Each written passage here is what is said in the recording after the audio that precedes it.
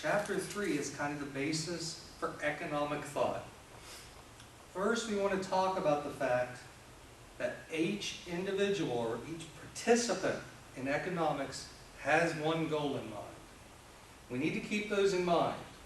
They are separate entities. You are either a buyer or a seller.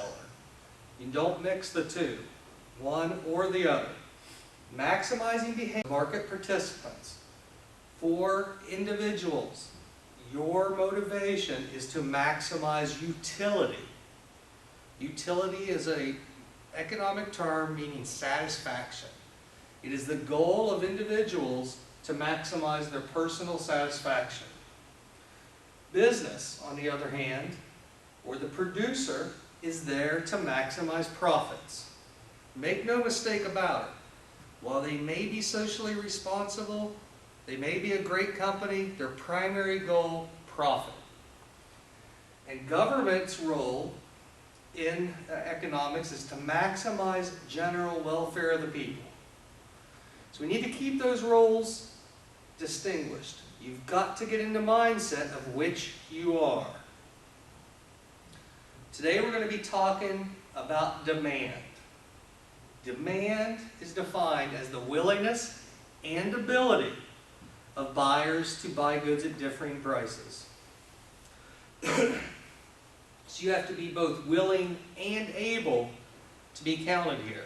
I would love to own a Ferrari, but I cannot possibly afford one. Therefore, I would not count as part of their demand. Make that distinction, willing and able. What I have up here drawn already is a demand curve. The demand curve will always be downward sloping. It will always start up here and come down. This axis will be labeled as price. The bottom axis, the horizontal, will be quantity.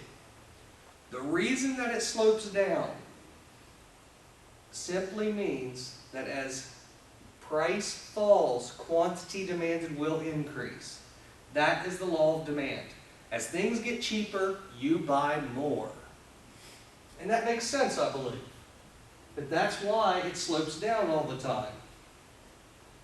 Here we need to make a very distinct difference. Quantity demanded. When you see the term quantity demanded, it is talking about what we call a movement on the curve.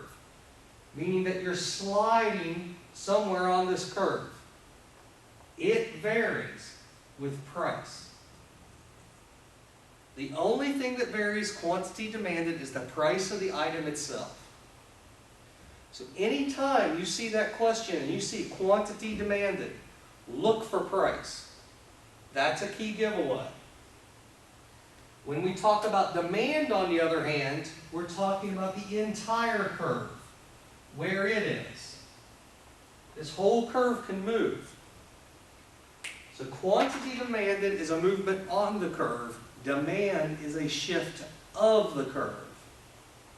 Okay?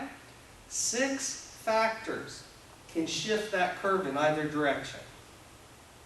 You need to know these 6 factors and how they influence the curve. The first one up here is taste. And that's what people believe is in good taste. I think of this as like a fad type thing. When an item becomes hot, demand for that item, regardless of price, will go up. When something is considered poor taste, regardless of price, demand will go down. An example I can think of would be the sequenced purses that girls carried around a couple of years ago. Everybody had to have one. That item became hot, demand increased. Now you can go out and get one for pennies, and you still wouldn't buy it, because now it's not hot. The Pontiac Aztec car, when it came out, regardless of price, it was ugly. Nobody bought them. Demand was way down here.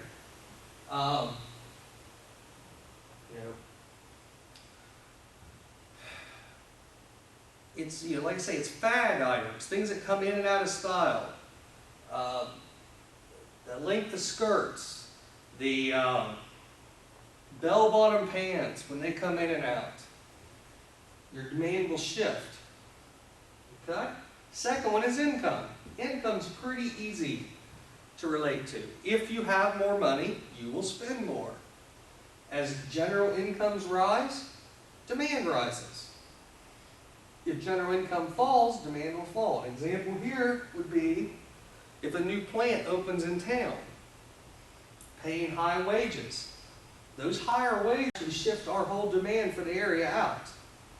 On the other hand, if there are massive layoffs, income's been cut, and it'll shift it to the left.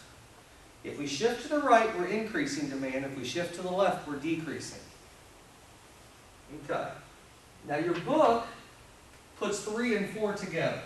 I break them out because they're very distinctive. The first one we're going to talk about is what we call a substitute good. Substitutes are items that can be used in place of another item. A classic example, whether you agree with it or not, is a Pepsi and Coke.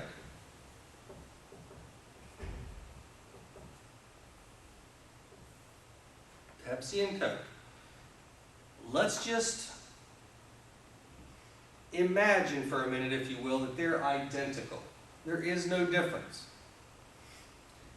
What this says is the price of a competitor's good can affect demand for your product. If I walk into the grocery store and the price of Pepsi has gone down, meaning that Pepsi's now on sale, the demand for Coke will go up. Down, sorry. The price of Coke would go down. If the price of Pepsi went down, it's on sale, demand for Coke goes down. Less people will buy Coke, they'll buy Pepsi. If, on the other hand, the price of Pepsi goes up, the demand for Coke will also go up. Price went up, people switch over, they go to Coke. An easy way to think about this, when you're looking at substitutes, things that can be used instead of each other. If you put your hands out, substitutes move in the same direction. They both go up, they both go down. Price of one goes in the same direction as demand for the other.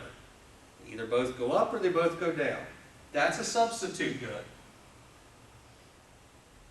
Okay?